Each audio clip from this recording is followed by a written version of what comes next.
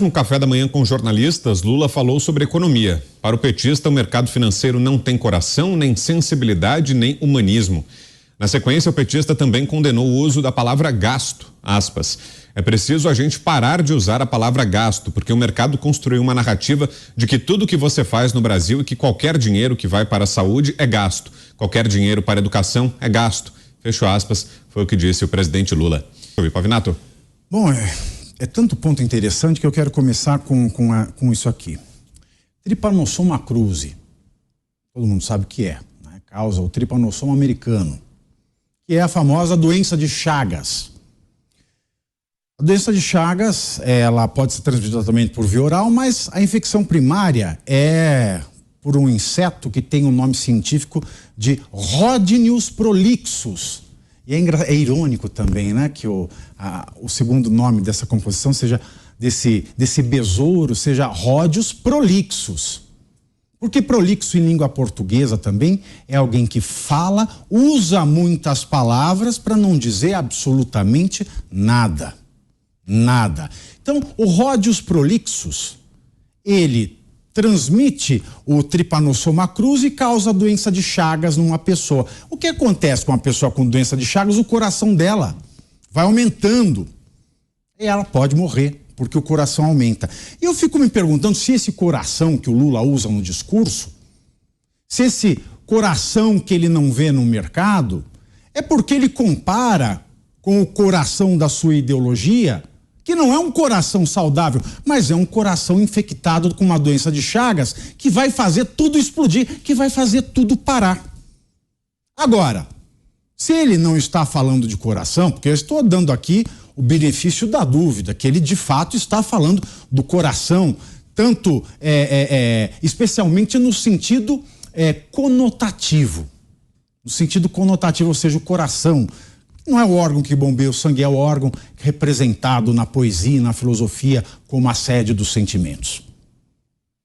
Bom, se é um coração com doença de Chagas. Se não é, eu tenho que me perguntar o que significa coração. O que significa coração? Que é importante, porque da mesma maneira que eu falo em fascismo, eu acuso o outro de fascista quando o outro não é fascista, só porque o outro é minha oposição. Quando eu falo de medida democrática para uma coisa que é totalmente antidemocrática, se eu peço devido processo legal e prisão sem devido processo legal para um cara que cometeu o crime ou que estava acampado em Brasília, se eu perco, e nós já falamos disso essa semana, a essência da palavra, essa palavra pode significar qualquer coisa. É igual o golpe que eu falei, disse na minha última fala. Golpe, o governo de oposição é golpe, a oposição ao governo é golpe. O golpe que eu cometo não é golpe. Então o que é golpe? É um perigo danado. E essa questão do coração é uma aplicação tão vazia, tão hipócrita, porque a gente já viu, né? Direitos humanos para todas, todos e todes, menos para quem estava em Brasília. A gente tem que sim responsabilizar criminosos, mas se direitos humanos, como disse o próprio ministro, é para todos, todas e todes, que categoria então se enquadra, que palavra representa as pessoas que foram levadas à prisão em flagrante com crianças, sem que o conselho tutelar fosse chamado, sem que nenhuma associação de crianças fosse chamada? Então que coração é esse? É mais uma palavra desse léxico de discurso que serve para seduzir a plateia tão carente de amor. E da mesma maneira que o coração não tem significado nenhum, a gente vê aqui a algeriza a palavra gasto. Não quero falar em gasto. Bom, daqui a pouco, então, nós vamos viver outra distopia. Fahrenheit 451. Distopia em que os bombeiros existiam para queimar dicionários. Ou nós vamos entrar em outra distopia, mais famosa até, o Conto da Aia, da Margaret Atwood, que foi feito série, né? Pela... Eu esqueci quem produziu a série, mas não importa, é Handmaid's Tale. Em que as mulheres, por exemplo, elas não podiam aprender a ler, elas tinham que ver a imagem. Vamos acabar com as palavras? Eu só conheço exemplo de ditaduras distópicas, absurdas, terríveis, tenebrosas, que aboliram a palavra e os seus significados.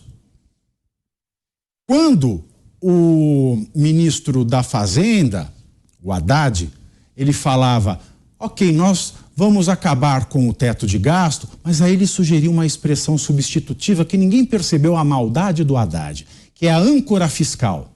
E olha que sacanagem, Vitor. Se um teto de gastos, eu posso imaginar que é um limite, ou seja, eu não posso pôr a minha cabeça acima, não posso gastar mais. E quem não pode gastar? Quem gasta. Quem gasta é o governo, quem gasta é o agente público. E se eu troco isso por âncora fiscal, a âncora fiscal dá a mesma racionalidade econômica que o teto de gasto. Só que o teto de gasto limita quem está gastando, que é o político. A âncora fiscal, meus queridos, é outra coisa.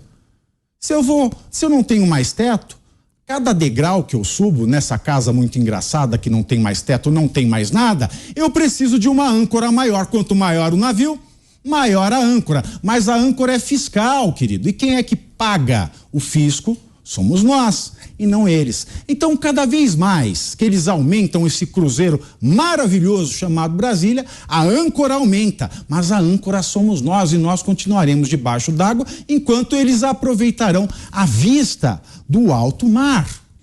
A palavra é um perigo. E basta dizer aqui, João, capítulo 1, versículo 1, no início era a palavra. E essa é uma escolha muito canhestra, porque o certo no texto original em grego koiné, né, no grego arcaico, no início era o logos. Logos é a razão.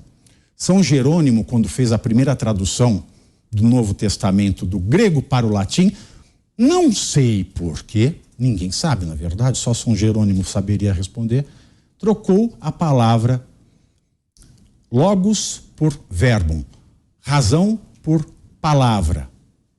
Talvez ele quis nos mostrar que a palavra é o instrumento mais perigoso na história da humanidade.